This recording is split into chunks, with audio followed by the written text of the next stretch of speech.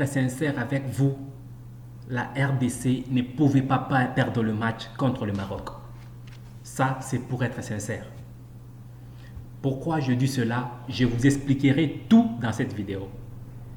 Mais bien avant que je ne continue avec la vidéo, j'aurais voulu vous présenter la chaîne. Pour ceux qui ne connaissent pas cette chaîne, c'est RDC Ma Nation. Et sur cette chaîne, nous vous présentons différentes actualités en République démocratique du Congo et aussi dans le monde en général. Et nous donnons l'actualité dans tous les domaines, dans les domaines nationaux, tout comme dans le sport. Mais vous allez remarquer que ces derniers temps, on donne beaucoup plus l'actualité en sport parce que le sport nous donne beaucoup plus d'actualité, en tout cas l'actualité sérieuse. Ceux qui me suivent savent que je n'aime pas faire des émissions pour insulter les gens, minimiser les gens. J'aime faire les émissions pour édifier et informer. Et je donne des informations par moment tout au cours de l'émission. Et si vous êtes nouveau, je vous demanderai de bien vouloir vous abonner. Et si vous êtes déjà abonné, je vous demanderai de bien vouloir liker et aussi de cliquer la cloche de notification. Et si vous vous abonnez maintenant, likez aussi la vidéo, ça va nous encourager à bien faire notre travail. Bien avant que je ne touche le sujet du jour, je voudrais passer une information qui vient de nous tomber dessus. C'est ceux qui connaissent l'arbitre international, c'est l'international congolais. Il est beaucoup juge de touche, Olivier Safari. Et selon les informations de notre possession, il a été arrêté, il a passé sa journée à la Sociat de Gombe. Et le dossier est encore en instruction. Et cet arbitre-là a eu un problème avec un magistrat. Les magistrats supposent que l'arbitre l'aurait insulté. Et si le magistrat a raison et si le magistrat est condamné, ça va beaucoup coûter sur sa carrière. J'ai prié Dieu pour que cela soit vraiment bypassé et aussi qu'on puisse quand même garder les valeurs. Si on ne peut pas aller au Qatar en tant qu'équipe, on peut aller au Qatar en tant qu'arbitre. Ça peut toujours faire du bien au pays et c'est la visibilité de la République. Et ce n'a été que ma façon de voir les choses. C'est vrai, même si il s'avérait que l'arbitre a fait une bourde, c'est peut-être par colère. Quelles ont été les raisons pour lui de faire de la bourde? Est-ce qu'il a fait seulement comme ça? Il a vu le magistrat en cours de route, il l'a insulté? Question mark. Et si l'arbitre a réagi à ça, c'est que quelque part il y a eu une action. Un arbitre à sa trempe, c'est quelqu'un de patient, à sa trempe, un arbitre n'a jamais été trop agressif, vraiment pas rude jusqu'à ce point-là. Et ça, c'est ma façon de voir les choses, c'est mon point de vue et je le partage. Notre vrai problème aujourd'hui, c'est, comme vous le voyez sur le sujet, on va parler sur les dessous des cartes de ce qui s'est passé à l'élimination de la RDC. Sincèrement, la RDC ne pouvait pas perdre ce match. Pourquoi je le dis et je le crois? Parce que le Maroc est une équipe de noms. Des noms par le passé, par les statistiques, par les pronostics ou soit par l'historique. Mais en réalité, le Maroc est diminué. Le meilleur joueur, le plus grand joueur qui a joué dans cette équipe, c'est Hakimi. Hakimi a fait l'attaque. Mais pourtant, tout le monde sait que Hakimi joue en défense tout le temps. Hakimi joue, il joue en France. Un joueur qui joue en France dans un championnat français, que vous connaissez vraiment mon point de vue par rapport à ce championnat, qui est le meilleur joueur, la star de l'équipe, et cette équipe-là bat une équipe comme la nôtre avec des joueurs qui jouent en Angleterre. Le Kebano, le Kebano, les autres, les joueurs qui jouent en Angleterre, quand même être battus par une staff française. Soyons sérieux quand même. Je savais qu'il y a quelque chose qui n'allait pas. Je savais qu'il y a quelque chose qui ne tournait pas rond. Et aujourd'hui, je suis en possession de certaines informations qui vont vous choquer. J'ai passé toutes mes émissions avant les éliminatoires à soutenir le ministre de Sport, Serge Tchemboko Condé. Si vous parcourez toutes mes émissions, vous allez voir que je l'ai soutenu. Jusqu'à hier, quand la FECOFA fait sa sortie médiatique, quand la FECOFA essaie de nous donner ces informations, sa version de fait. Une douche froide au ministre du Sport. Voici ce que la FECOFA dit. La FECOFA dit les léopards ont été éliminés faute d'organisation. Et la FECOFA dit la FECOFA elle-même n'a pas été associée à l'organisation. Tout était fait au ministère du Sport. Faire tout au ministère des Sports, selon moi, c'est pas mal, mais faites-le bien. Que ça soit bien fait. Au ministère des Sports ou à la FECOFA, peu importe, mais peu importe là où ça doit être fait, mais que ça soit très bien fait. Mais ça n'a pas été le cas, selon la FECOFA. La FECOFA dit elle n'est associée ni de près, ni de loin dans cette histoire. Et deuxièmement, selon la FECOFA dit les léopards ont même risqué un forfait. Les léopards sont arrivés au stade des martyrs. Ça, c'est d'abord au match aller. Le match aller d'abord. Les léopards sont arrivés au stade des martyrs en retard. Les Marocains étaient déjà arrivés bien avant. L'heure du match sonnait, les joueurs congolais ne sont pas encore au stade. Vous connaissez la raison? Les joueurs étaient coincés dans les embouteillages. J'ai toujours dit, soyons sérieux à un moment donné. J'ai toujours dit, soyons sérieux par moment. Et quand je dis ça, certaines personnes me traitent de quelqu'un de dur. Je ne suis pas dur.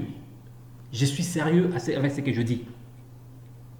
Soyons sérieux avec nous-mêmes. Comment une équipe locale peut être coincée dans les embouteillages pendant que l'équipe adverse, l'équipe visiteuse est déjà au stade en train de vous attendre? Et vous trouvez ça sérieux et normal? En tout cas, soyons vraiment sérieux. On est à Kinshasa. Les léopards arrivent au stade en retard, ils n'ont pas le temps de s'échauffer normalement. Les joueurs qui étaient assis dans le bus, qui ont passé tout le temps, les muscles sont déjà contractés, il faut décontracter les muscles, ils n'ont pas eu le temps de faire cela, ils sont arrivés et directement passés au stade, aller jouer le match. Et vous vous attendez à un résultat.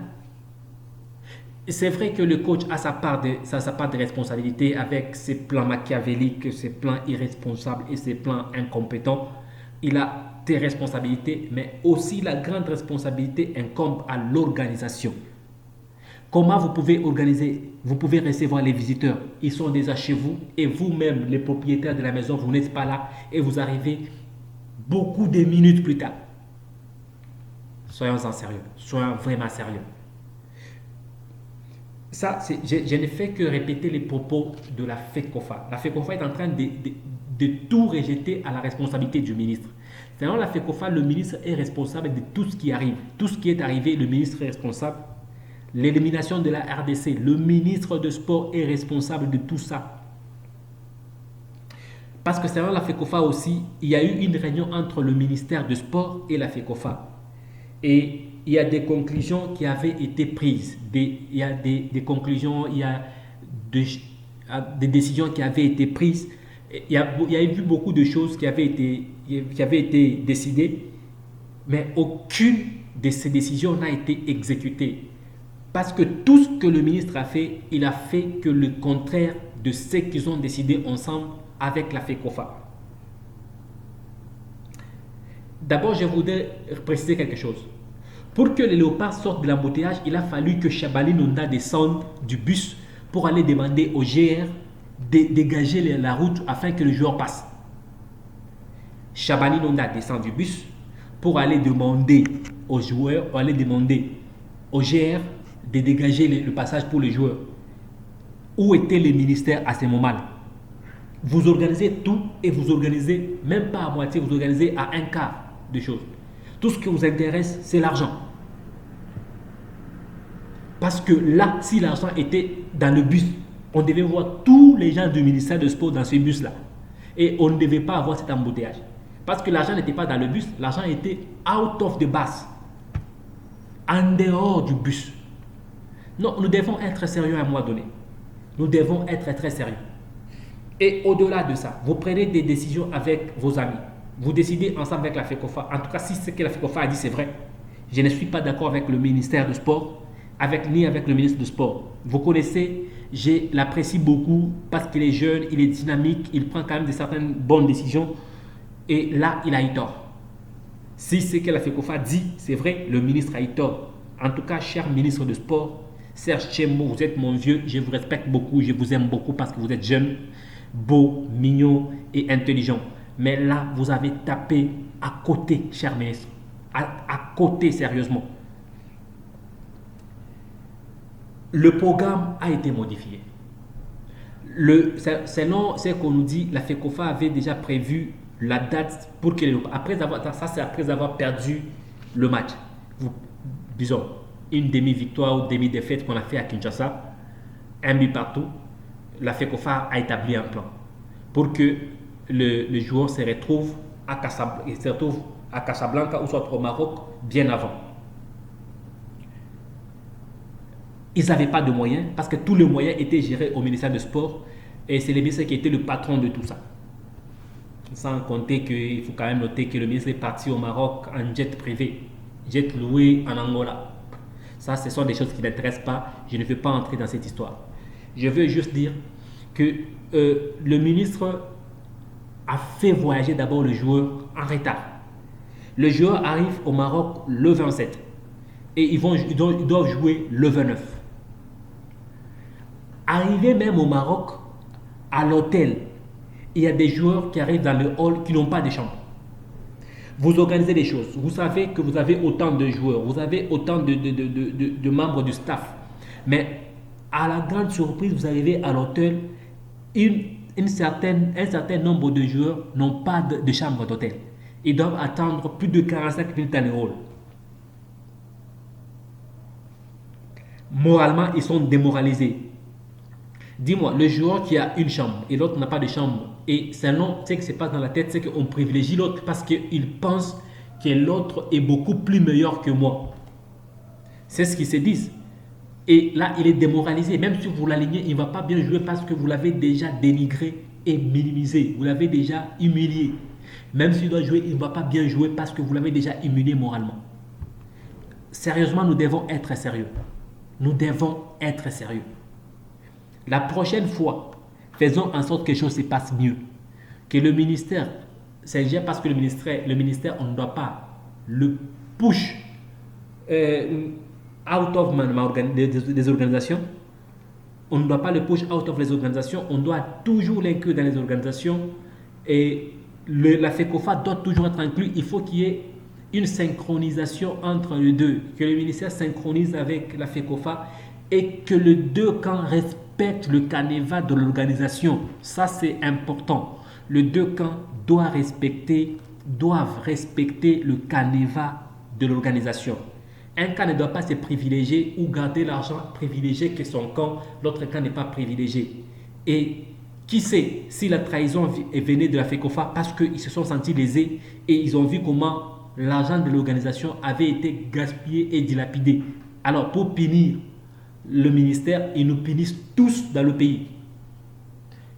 Prochainement, faisons le tout pour que les choses soient bien faites afin d'éviter de léser les autres, afin que tout le monde se sente intéressé et aussi que les choses soient bien faites.